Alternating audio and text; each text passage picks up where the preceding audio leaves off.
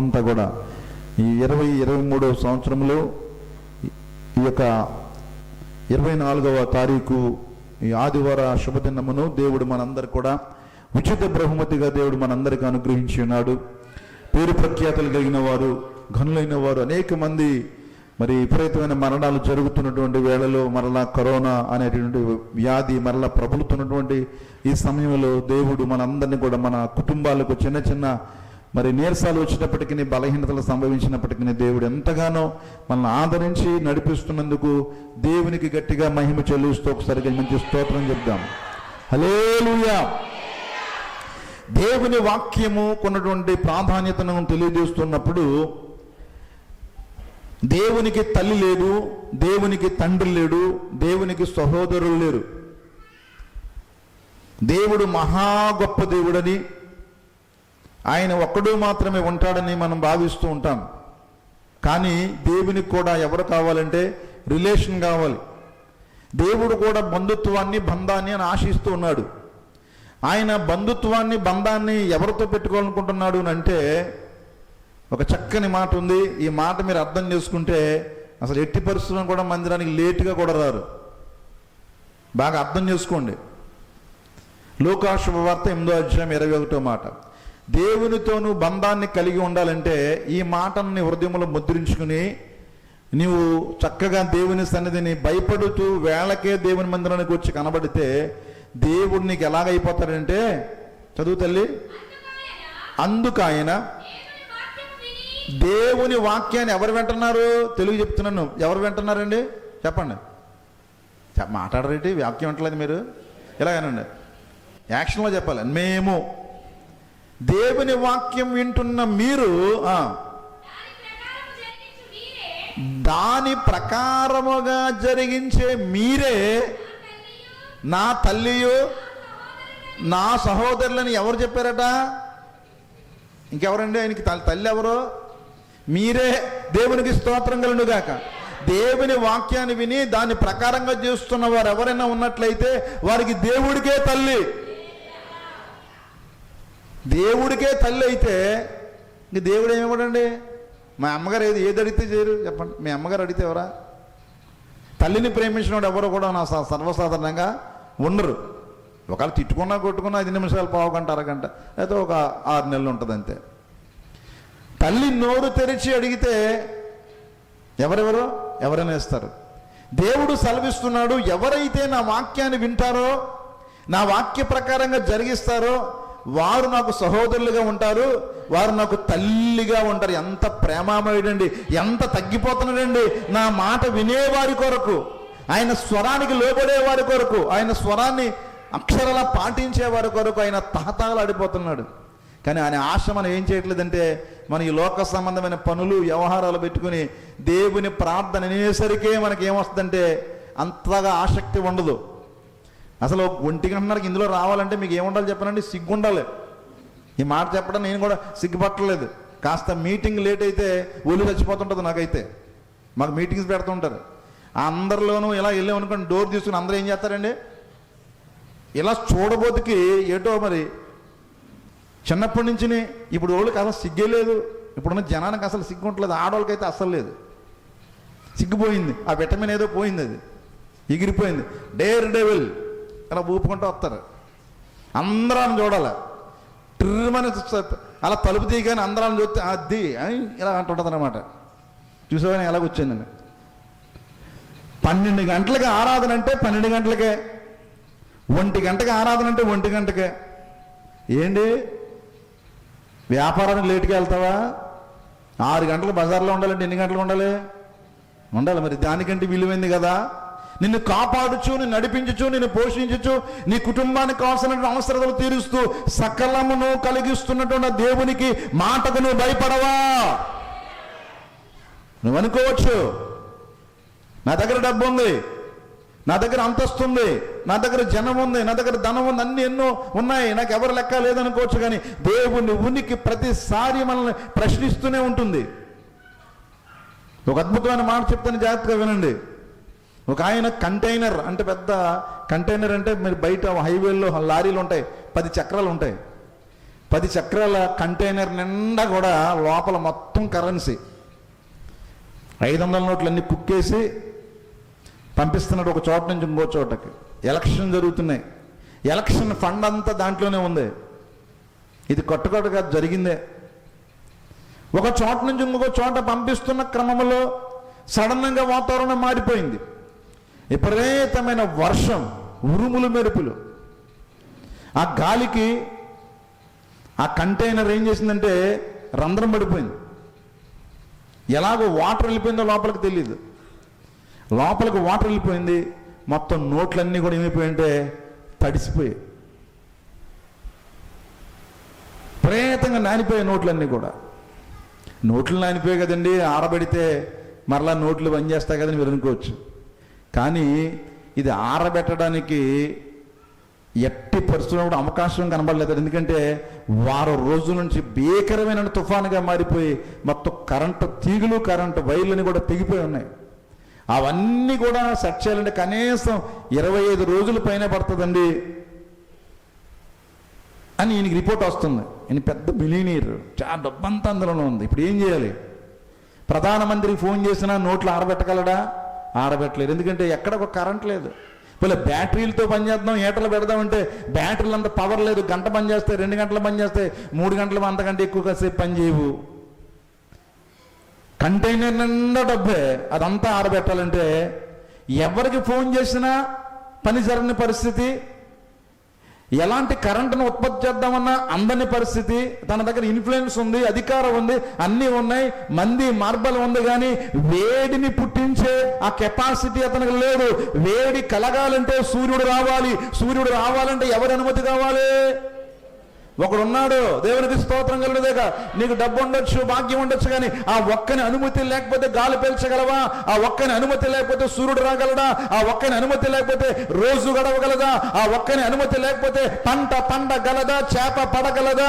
మేక పుట్టగలదా? గొర్రె పుట్టగలదా? పుట్టించు, వెళ్ళి నీకు ₹1,00,00,000 ఇస్తాను, పుట్టించు. పుట్టించగలరా ఎవరైనా? మరి ఎవరున్నారు వెనకాల? ఎవరున్నారు? నీకు కనబడకపోవచ్చు, నీకు వినబడకపోవచ్చు, నీకు తెలియకపోవచ్చు, నీ అజ్ఞానం వలన చూడలేకపోవచ్చు, కానీ ఒక మహత్తరమైన శక్తి ఉన్నదే. దేవునికి స్తోత్రం కలుగుగాక. అప్పుడు ఈజీ చైర్లో కూర్చుని మందు తాగుతూ సిగరెట్ వెలిగిస్తూ ఆలోచిస్తున్నాడట ఈ కోటీశ్వరుడు. ఇన్ని కోట్లున్నాయి, ప్రధానమంత్రిని ఫోన్ చేస్తే హలో అని మాట్లాడుకునే ఒక గొప్ప ఇన్ఫ్లుయెన్స్ ఉంది నాకు, మంది మార్బలు ఉన్నాయి, నోట్లను నేను తడిసిపోయిన నోట్లు నేనేం చేయలేకపోయాను? ఎండబెట్టుకోలేకపోయినా. ఎప్పుడు ఒకదానికి ఆ వర్షం తగ్గాలి, ఎప్పుడు సూర్యుడు వస్తాడు, ఎప్పుడు వాతావరణం సెట్ అవుద్దని వాతావరణం కొరకు ఎదురు చూడాలా. నేనే ఒక వాతావరణం అద్భుతంగా సృష్టించుకున్నానే, మంచి palace నిర్మించుకున్నానే. Heat కావాలితే heat, cooling కావాలితే cooling, ఏ స్విచ్ నొక్కితే ఆ స్విచ్ ఉండేలాగా ఏర్పాటు చేసుకున్నానే. ఈ స్విచ్లు ఏమీ పనిచేయట్లేదే. కనీసం వేడి నీళ్ళు స్నానం చేయడానికి కూడా నాకు అవకాశం లేదే.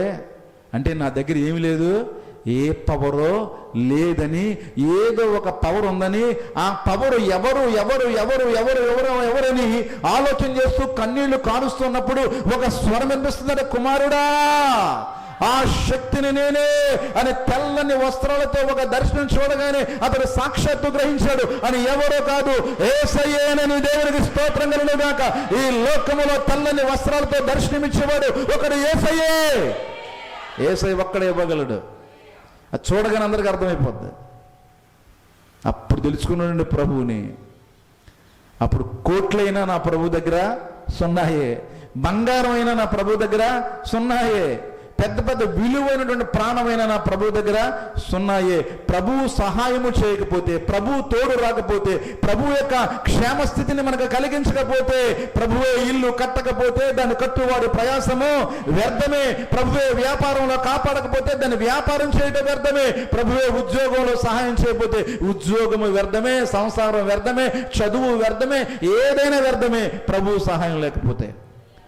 అట్టి సహాయాన్ని ఈ రోజున మనందరం కూడా 2023వ సంవత్సరంలో ఈ ఆదివారము 24వ తారీఖు వరకు మేము సంపూర్ణంగా పొందుకున్నాము అనుకున్న వాళ్ళు మీరు ఏం చేస్తారో చేయండి. ఒకసారి అంతే సాలే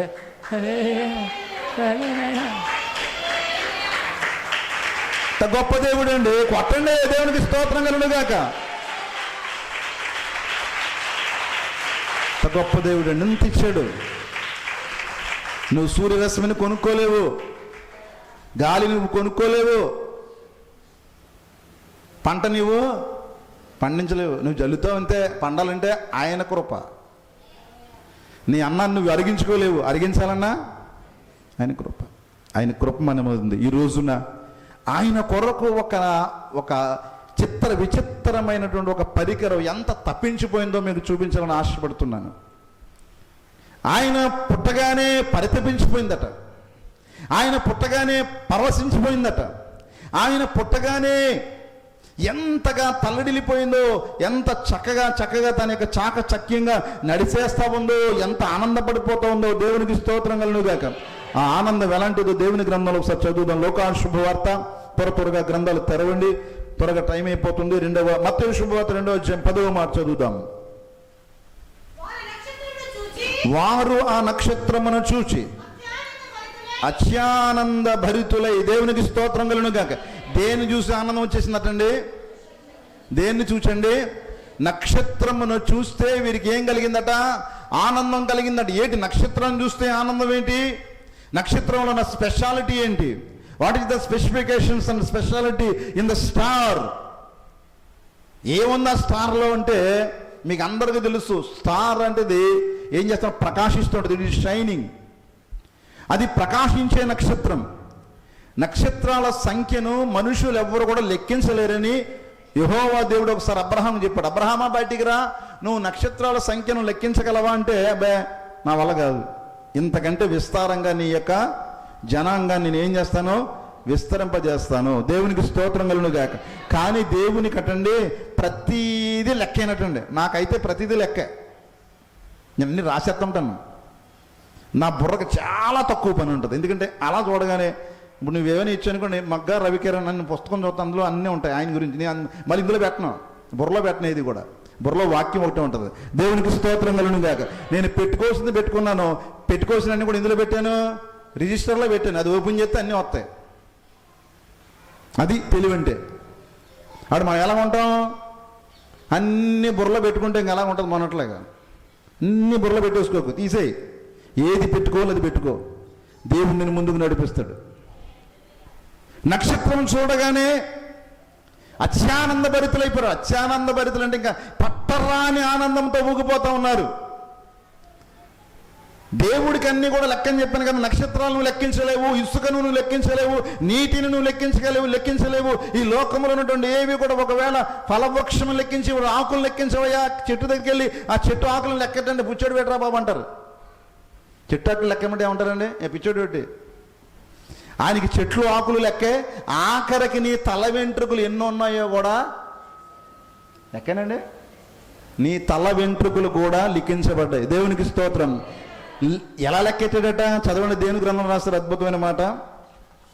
కీర్తన 147:4. త్వరగా కీర్తన 147:4, 148:3 కూడా చదివేయండి అమ్మా త్వరగా. నక్షత్రముల సంఖ్యను అంటే ఏంటండి? నక్షత్రముల సంఖ్య ఎవరికి తెలుసు? ఆయన తెలుసు. దేవునికి స్తోత్రం కలుగుగాక.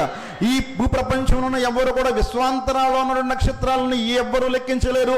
నక్షత్రములు స్వయం ప్రకాశించేవి, సూర్యుని యొక్క కాంతిని తీసుకుని ప్రకాశించేవి కాదు.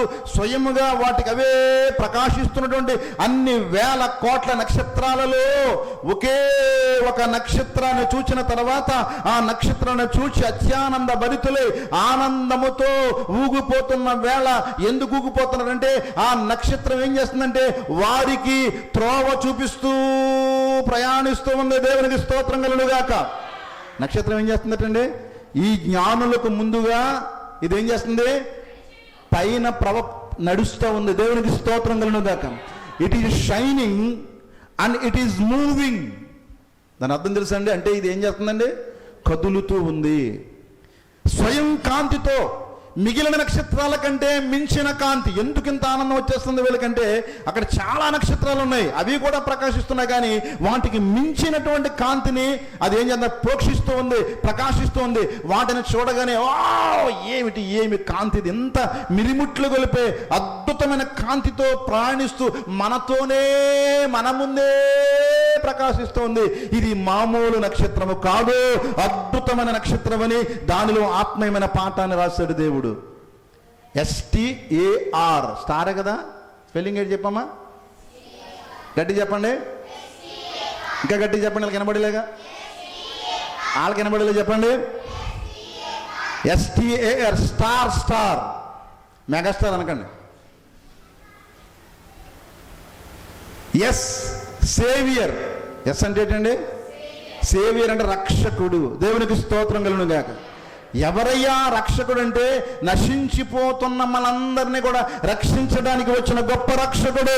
దేవునికి స్తోత్రం కలుగును గాక. It is shining, it is moving, it is guiding. దేవునికి స్తోత్రం కలుగును గాక. రక్షకుడు రక్షించడానికి తన ప్రజలను వారి పాపముల నుండి ఆయనే రక్షిస్తాడు కనుక ఆయనకి ఏం పేరు పెట్టింది వాళ్ళమ్మా? యేసు. అందరూ అనండి, యేసు అనే పేరైతే చాలా నరాల్లో ఉన్నటువంటి బలహీనతలన్నీ కూడా ఊడిపోతాయి. దేవునికి స్తోత్రం కలుగును గాక. యేసు నామమే చాలు. యేసు అని పేరు పెట్టారట రక్షకుడు. ఎలాంటి రక్షకుడు అంటే ఎవరు నశించిపోతున్నారు, ఎవరు పాప బ్రతుకులు ఉండిపోతున్నారు, ఎవరు ఆ పాపాన్ని కడుక్కోలేకపోతున్నారు, ఎవరు ఆ పాపం ఊపిలో నుండి బయటికి రాలేకపోతున్నారు, అలాంటి వారందరినీ కూడా యేసు పేరుతో రక్షించాలని, యేసు పేరుతో రక్షించాలని. యేసు పేరు చెప్తే పనులు అయిపోతాయి. చూడండి, కొంతమంది పెద్దోళ్ళు పని చెప్పారు అనుకోండి, మా ఊరు వెళ్ళారు అనుకోండి, నా పేరు చెప్తే చాలా పనులు అవుతుంటాయి ఇక్కడ. దేవునికి స్తోత్రం. అలాగని నాకు చెప్పకుండా పోకండి. కొంతమంది పేర్లు చెప్తుంటే ఏమవుతుండే, మేము ఆయన మనుషులు అండి, మేము ఆయనకు సంబంధించిన వాళ్ళు అండి అంటే ఏం చేస్తారా? వెళ్ళు బాబు, వెళ్ళు మీ బ్యాచ్ వెళ్ళండి. అలాగే పాపపంకిలమైన మనము, పాపాత్ములమైన మనము, దోషభరితమైన ప్రజల మనము, మన పాపములు ఎలా కడిగిపోతున్నాయంటే యేసు పేరు చెబితే మన దోషాలన్నీ కూడా ఏమైపోతున్నాయంటే పోతున్నాయి. దేవునికి స్తోత్రం కలుగును గాక. ఆయన పేరు వాడుకో, ఆయన పేరు నిలుపుకో, ఆయన పేరులో నిలిచిపో, ఆయన పేరు వాడేసుకో, అయిపోయింది. నువ్వు ఎలాంటి వాడవైనా ఆయన పేరు వాడుకోమనే ఆ పేరు మనకిచ్చాడు. ఈ నామమునే రక్షణ పొందాలి. భూలోకములో మరి ఏ నామమున రక్షణ కలగదు. ఈ నామమునే మీరు బాప్తిసం పొందాలి. ఈ నామము ద్వారానే మరలా మీరు ఎక్కడికి రావాలి? నా దగ్గర రావాలని ప్రభు వాగ్దానం ఇచ్చాడు. ఎస్ అనగా సేవియర్. దేవునికి స్తోత్రం కలుగును గాక. టీ అనగా టీచర్. ఆయన ఎవరండి? టీచర్ అంటే ఎవరండి? బోధకుడు. ప్రభు అరటండి యేసు అని పిలవబడే కంటే, ప్రభు అని పిలవబడే కంటే బోధకుడా అంటే ఎక్కువ ఇష్టం అండి. ఆయనకి ఏమి ఇష్టం అంటే పేరు బోధకుడా అని అనుకోండి. అబ్బా బాబోయ్, ఎక్కలేని ఆనందం వచ్చేస్తారు. చదువుకున్నాను నేను. ఈయనకి ఏ పేరు, యేసు ప్రభు అని పేరు ఇష్టమా, ప్రభు అనే పేరు ఇష్టమా, క్రీస్తు అనే పేరు ఇష్టం అంటే ఆయన రాసుకున్నాడు. ఏమని రాసుకున్నాడు చదవండి. యోహాను శుభవార్త 13:13 త్వరగా. యోహాను శుభవార్త 13:13 వచనాల్లో ఆయన గొప్ప అమ్మా బోధకుడనియు, బోధకుడు ప్రభువు అన్నని మీరు పిలుస్తున్నారయ్యా, మంచిదే, ఓకే. నేను బోధకుడను ప్రభువును కనుక మీరు పిలవడం ఏంటండి? న్యాయమే, నాకు ఇష్టమే. దేవునికి స్తోత్రం కలుగును గాక. అనేకులు ఆయనను బోధకుడా, అనేకులు శిష్యులు కూడా బోధకుడా, గుడ్డివాడు బోధకుడా. ఎందుకు బోధకుడు బోధకుడు బోధకుడు అని అందరూ పిలిచేవారంటే ఆయన బోధ చేస్తే మారని వాడు కూడా మారిపోయేవాడు. దేవునికి స్తోత్రం కలుగును గాక. ఆయన బోధిస్తే అర్థం కాని వారికి కూడా అర్థమైపోయేదట. ఆయన బోధ వినడానికి తండోపతండాలుగా, అది సముద్ర తీరమైనా, కొండ ప్రాంతమైనా, మైదాన ప్రాంతమైనా, అది ఎండైనా, వానైనా, ఆకలైనా, ఇంక ఏది కూడా లెక్క చేయకుండా ఆయన మాటల మీద లక్ష్యమించుతూ ఆయన బోధలు వింటూ, అమ్మ బాబు ఏంటి బోధ, అధికారం కలిగినవానిగా బోధిస్తున్నాడు ఈయన. ఇంతటి అధికారం ఎలాగొచ్చింది? ఈయన వడ్లవాని కుమారుడు కాడా, మరియ కుమారుడు కాడా, యేసేపు కుమారుడు కాడా? ఈయన మనతోనే సహవాసం చేశాడు కదా, మనతోనే ఆడుకున్నాడు కదా, మనతో నడిచినవాడు కదా. ఏంటి ఈయనకి ఇంత అధికారం వచ్చింది? ఏంటి ఈయన బోధనా శైలి? ఈయన మాట మారిపోయింది. ఆయన పట్టుకుంటే చాలు ఏంటి అంత అద్భుతమైన మాటలు మాట్లాడుతున్నాడు అని ఆశ్చర్యపోయేవారట. ఇంక అందుకే అందరూ కూడా ఆయనకి ఏం పేరు పెట్టేశారంటే బోధకుడా. ఒకసారి ఫిలిప్పు అని ఆయన నతనయేలు అని ఆయన కలిశారట. నీకు ఒక ఆయన పరిచయం చేస్తాను. ఫిలిప్ అంటే యేసుప్రభు యొక్క శిష్యుడు. యేసుప్రభు యొక్క శిష్యుడు నతనయేలును పిలుచుకుని, నీకు ఒక గొప్ప ఆయన పరిచయం చేస్తాను, నువ్వు రావయ్యా, మనం ఆయన కలుసుకోవాలి, నేను మంచి గురువుగారిని కలుసుకున్నాను తీసుకొచ్చాడట. ఆయన తీసుకొస్తున్నప్పుడే యేసుప్రభు వారు దూరం నుండి నతనయేలును చూసి ఈయన చెప్తున్నాడు, నీలో ఏ కపటమును లేదయ్యా, నువ్వు ఏ కపటము లేని మనుష్యుడవు, మంచివాడవు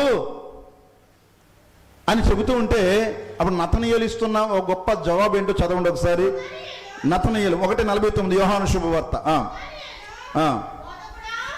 ఆయన ఏమన్నాడండి? 3 పేర్లు పెడతాడు. బోధకుడా, చూసారా, బోధకుడా, నీవెవరో, నువ్వు దేవుని కుమారుడువు, ఇశ్రాయేలీయులకు రాజువు. అబ్బబ్బబ్బా, దేవునికి స్తోత్రం కలుగును.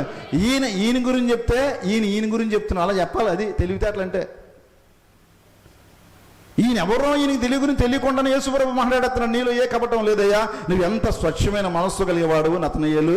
అబ్బా, నీ మనసు చూస్తేనే బాబు ఏ కపటం, లోపల ఎంత క్లీన్గా ఉందో, అబ్బా ఎంత బాగుందో అని హృదయం. దేవునికి స్తోత్రం కలుగును గాక. ఆ చెట్టు కింద ఉన్నప్పుడే నువ్వు ఎలా చూసావు ప్రభువా, నేను ఎరగదునయ్యా, పుట్టించినోడు ఎవరు ఎరగుడా. అప్పుడు ఈయన అంటున్నాడు, అయ్యా బోధకుడా, నీవెవరో తెలుసా, నాకు తెలుసు, నీవు దేవుని కుమారుడవు, you are son of God. అంతేకాదు, యూదులకు రాజు. దేవునికి స్తోత్రం కలుగును గాక. ఎంత గొప్ప అవగాహన అండి, ఎంత గొప్ప అండర్స్టాండింగ్ అండి ఇది. ఒకరి గురించి ఒకరు పూర్తిగా తెలుసుకుంటే ఆ సంసారమైన కమ్మగా ఉంటుంది, ఆ సంఘమైనా కమ్మగా ఉంటుంది, ఆ స్నేహమైనా కమ్మగా ఉంటుంది, ఆ యొక్క బంధుత్వం ఎలా ఉంటుందండి, కమ్మగా ఉంటుంది. దేవునికి స్తోత్రం కలుగును గాక. ఒకరికొకరు అర్థం చేసుకోకపోతే ఆ రిలేషన్ అయిపోతుంది, విడిపోద్ది. దేవుడు ప్రతి ఒక్కరిని అర్థం చేసుకుంటున్నాడండి, కానీ మనమే దేవుణ్ణి అర్థం చేసుకోలేకపోతున్నాము. ఈ వాక్యం వింటున్న నీవు, నీ బోధకుడు ఎవరు తెలుసా? సాక్షాత్తు పరిశుద్ధాత్మ దేవుడే మీ బోధకుడు. దేవునికి స్తోత్రం కలుగును గాక. ఆయన బోధకుడుగా పిలువబడడానికి ఇష్టపడుతున్న కారణం ఏంటో తెలుసండి? ఆయన 2000 సంవత్సరాల క్రితమే ఒక అద్భుతమైన ధర్మశాస్త్ర గ్రంథాన్ని, పాత నిబంధనను క్రొత్త నిబంధనను రాసి ఆయనే బోధకుడుగా బోధకుల్లో ఉండి బోధిస్తున్నాడు కనుక ఆయన శాశ్వత కాలము బోధకుడుగా ఉండడానికి ఆయన ఇష్టపడుతున్నాడు. Is a wonderful teacher. అద్భుతమైన బోధకుడు. ఆయన బోధ చేస్తే మారని హృదయం కూడా ఏమైపోద్దండి, మారిపోద్ది. కఠిన హృదయమైనా కరిగిపోద్ది. ప్రేమ లేని వాడికైనా ప్రేమతో వాడు ఏం చేస్తాడంటే నిండిపోతాడు. దేవునికి స్తోత్రం కలుగును గాక. మార్కు శుభవార్త 10:51 మాటలో ఒక అద్భుతమైన మాట రాస్తారు. ఆ మాట కూడా చదవండి. నేను ఏం చేయకూడుతున్నానే ఆశపడుతున్నావా కుష్ఠరోగి? గుడ్డివాడు. బోధకుడా, ఏమంటున్నాడండి గుడ్డివాడు? బోధకుడా, నాకేం కలుగు చేయి? దృష్టి కలుగు చేయి. దేవునికి స్తోత్రం కలుగును గాక. అంతకుముందు దావీదు కుమారుడు అని కేకలేశాడు.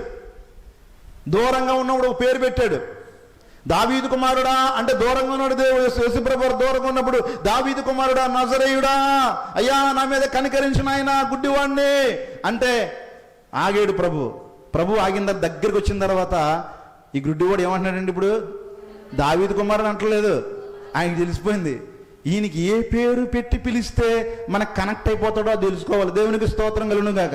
కొంతమంది తెలుసుకుంటారు వీక్నెస్లో. ఈయనకి ఏం కూర ఇష్టం, ఆ కూర ఎట్టేసి లాగేస్తారు. ఈయనకి ఏది ఇష్టం, ఏ కలర్, ఆ రంగు అయిపోయింది, అది తెలుసుకోవాలి ఫస్ట్. అప్పుడు ముందేం పిలిచాడండి? చదవండి. 48 ఇది 47 నుంచి చదువుతుంది. 47 ఈయన నజరేయుడని యేసు అనేవాడు విని, దావీదు కుమారుడా యేసు నన్ను కరుణించమని కేకలు వేయ మొదలు పెట్టాడు. దేవునికి స్తోత్రం కలుగును గాక. యేసు యేసు దావీదు కుమారుడా, గుడ్డివాడినయ్యా, అయ్యా యేసు అంటే ఆగాడు. దగ్గరికి వచ్చిన తర్వాత what can I do for you, నేనేం చేయాలయ్యా, ఏం చేయాలా అంటే అన్నాడు, బోధకుడా కరిగిపోయాడండి. దేవునికి స్తోత్రం కలుగును గాక. ఎందుకు బోధకుడు అనే పేరుని ఎందుకు ఇష్టపడతాడు కదండి? బోధించి తన బిడ్డలను తన వైపుకు ఆకర్షించడం కోసం, ప్రజలను తన వైపుకు ఆకర్షించడం కోసం, మాటల ద్వారా, తన దైవ స్వరము ద్వారా, తన ప్రేమగల స్వరం ద్వారా ప్రతి ఒక్కరిని సాతాను వేసే బీజాల నుండి, సాతాను వేసే ఆ చెడ్డ మాటల నుండి పట్టుకుని ఆ మాటల ద్వారా తన వైపుకు ఆకర్షించుకోవాలని, మంచి బోధకుడిగా ఉండాలని ఆశపడుతూ ఉంటాడు. అందుకని ఈ రోజున అనేక మంది దైవ సేవకులను నియమించి తన సేవను తన సేవకుల ద్వారా అనేకమైన ఆత్మ రక్షణార్థము ఆయన బోధిస్తూనే ఉన్నాడు. ప్రతి ఆదివారం, ప్రతి శుక్రవారము పరిశుద్ధాత్మ దేవుడు అనేక సంఘాలలో బోధ చేస్తూనే ఉన్నాడు. 66 గ్రంథాలను ఇంతకాలం బోధిస్తున్నా ఇంకా గ్రంథాలన్న సారం ఇంకా అయిపోలేదు. ఎంతకాలం బట్టి వాక్యం బోధిస్తున్నాం చెప్పండి? నాకు నేనే 20 సంవత్సరాలు బట్టి వాక్యం చెప్తున్నా ఇంకా కొత్త ఇంకా చెప్పలేని ఇంకా చాలా ఉన్నాయనిపిస్తుంది. ఇంకా చాలా చెప్పలేదు మీకు. పరమగీతాలు ఇంకా సరిగా పూర్తిగా బోధించలేదు, ప్రకటన గ్రంథం ఇంకా బోధించలేదు, ఇంకా మా వాళ్ళు ఇంకా పాలు తాగుతున్నారు, ఇంకా అలాగే ఉన్నాను. ఎందుకంటే అలా నిద్ర అవుతారు. నేనేం బోధించను? ప్రకటన గ్రంథం ఎత్తుకున్నానంటే పారిపోతారు. అవన్నీ బోధించాలంటే కాస్త మాంసం తినే స్థాయిలోకి మీరు ఏం చేయాలి? ఆధ్యాత్మిక స్థాయి పెరగాలి. దేవునికి స్తోత్రం కలుగును గాక. పెంచుకుందాం. దేవునికి స్తోత్రం. 24వ సంవత్సరంలో ఇంకా లోతైన వర్తమానాలు, లోతైన జలములలో లోతున వినబడు స్వరము, లోబడుటను నేర్పించు, లోపాంబులు సవరించు, లోనున్న ఈవులలో లోటైన నా బ్రతుకు లోపింపని అర్పణగా లోకేశ చేయుమయ్యా. ఎన్ని లోలు ఉన్నాయండి? అదే మాసిలమ్మని గారి మహిమ. లోతైన జలముల్లోకి వెళ్ళిపోవాలి మనం. ఇంకా లోతుల్లోకి వెళ్ళాలి. వాక్యపు లోతుల్లోకి వెళ్దామని ఆశపడేవారు మరి చేతులు చూపించి ప్రభు స్తుతించండి. బోధకుడుగా ఉండాలి ఆయన మనకు. Teacher is the wonderful teacher. దేవునికి స్తోత్రం కలుగును గాక. A stands for all mighty God. ఎవరండి ఈయన? ఏ అంటే ఏంటండి? A stands for all mighty God అంటే ఏంటి? ఆల్ మైటీ గాడ్ అంటే ఏంటమ్మా? బలవంతుడైన దేవుడు. దేవునికి స్తోత్రం కలుగును గాక. ఏం బలం? ఈయన బలం గురించి చెప్పాలంటే నాకు నా బలం చాలు. ఏమి బలం అండి బాబు! 20 లక్షల కాల్బలంతో ఉన్నటువంటి గొప్ప జనాంగం నడిచిపోతున్నప్పుడు, మహాసముద్రం ఎదురైపోయినప్పుడు, వెనక్కి వెళితే ఐగుప్తు సైన్యము, ఐగుప్తు రథములు వచ్చేస్తా ఉన్నాయి. వెళ్ళకుండా ఎలాగైనా నిరోధించి మళ్ళీ వెనక్కి తీసుకుపోవాలని. పక్కకి వెళ్ళడానికి లేదు, వెనక్కి వెళ్ళడానికి లేదు, ముందుకు వెళితే సముద్రం. ఇప్పుడు ఏమి చేయాలో అయోమయ పరిస్థితి. ఇంకా సనుగులు పంపించబడుతుంది. ఇంక ఈ సముద్రములు మునిగి చచ్చిపోమని మమ్మల్ని పంపించాడా, విడిపించాడనేటువంటి నినాదాలు, మాటలు వినబడుతున్న వేళలో మోషే సైతము ఏమి చెయ్యాలో తోచక, ఏమి అర్థం కాక తల పట్టుకుంటున్న వేళలో, మోషే అడుగులు తడబడుతున్న సమయములో, అడుగులు ముందుకు పడకపోయినప్పుడు అప్పుడు చెప్తున్నాడు యెహోవా దేవుడు, మోషే మోషే నువ్వు సాగిపో. ఏడు సాగిపోవాలా? అక్కడైనా బ్రిడ్జ్ ఉందా సాగిపోనాకే? అక్కడ రోడ్డు వేసారు పని, లేకపోతే పక్కన గట్టెట్టండి, గట్టు అంటా పోనాకే. అది కాలువ గొట్ట లేదా గోదావరి గొట్ట? ఏ గొట్ట ఎదురున్నది? ఎర్ర సముద్రం. ఏ సముద్రం బాబు? సముద్రం అన్నమాట. ఏటండి ఈయన? ఏటి ఇంత వ్యవహారం ఇలాగా? నువ్వు సాగిపో. దేవునికి స్తోత్రం కలుగును గాక. ఆగిపోవద్దు, సాగిపో అనగానే మోషే తడబడుతున్నప్పటికీ అప్పటికి దేవుడు ధైర్యపరుస్తుంటున్నాడు. నీ చేతిలో ఏమి ఉన్నది? నీ చేతిలో ఒక కర్ర ఉన్నది, దానిని సముద్రం మీద చాపే. దేవునికి స్తోత్రం కలుగును గాక. ఇంకా విశ్వాసమే. విశ్వాస ప్రయాణం చేస్తూ ఉంటాం పాస్టర్ గారిలో మేము. ఒక్కొక్కసారి ఉండదు, ఏమి ఎక్కేయడమే, ఆయన చూసుకుంటాడు. అలాగే ఎక్కేసాను. బోల్సార్లు చెప్పాను కదా, నేను దివాళా తీసిన సావుకారుని. నేను ఎన్నోసార్లు దివాళా తీసాను. నేను మీకు చెప్పను. కానీ నా దేవుడు ఏం చేయలేదండి? నా దేవుడు వదిలేదండి. దేవునికి స్తోత్రం కలుగును గాక. టెస్టింగ్. నువ్వా నేనా? నా విశ్వాసం చూసుకుంటాను. ఒక్కొక్కసారి నా విశ్వాసం చూపెడతాను, కంగారు పడుకు. నువ్వు ఇచ్చినా ఇవ్వకపోయినా నీతోనే నా ఆనందం, నీలోనే నా అనుబంధం, నీలోనే నా ఆనందం, నీలోనే నా అనుబంధం, నీవంటే ఇష్టము యేసయ్యా, నీ చాలు యేసయ్యా. ఒక ఆవిడ అంటుంది, చెట్టు కింద అయినా పర్లేదు తీసుకుపో, చెట్టు కింద అయినా పర్లేదు తీసుకుపో. బస్ స్టాండ్లో పెట్టిన పర్లా తీసుకుపో, సత్రంలో పెట్టిన పర్లా తీసుకుపో.